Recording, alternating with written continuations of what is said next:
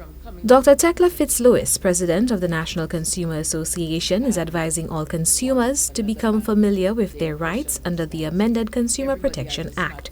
Dr. Fitz-Lewis brought up the issue in response to multiple complaints from customers who believes that goods retailers are defrauding them of their hard-earned money.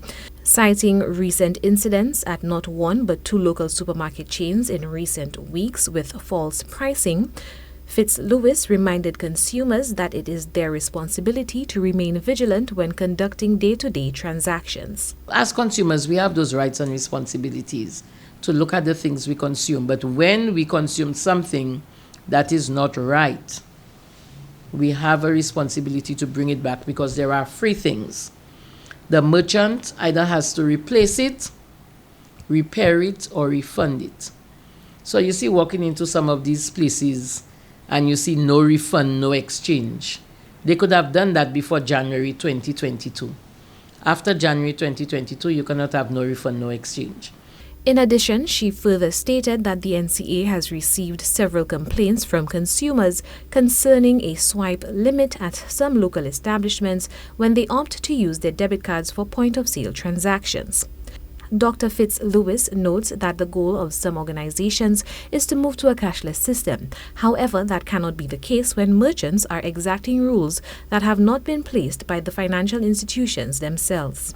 When debit cards became popular, CAB did make the announcement that there is no cash limit on a debit card if you're going to use it as a form of payment.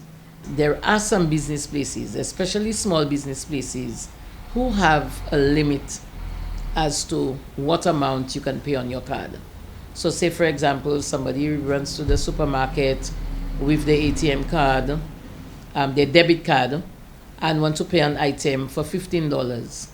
And the business place would say, no, we cannot accept $15. You must spend $20 or more. But the bank does not have that policy.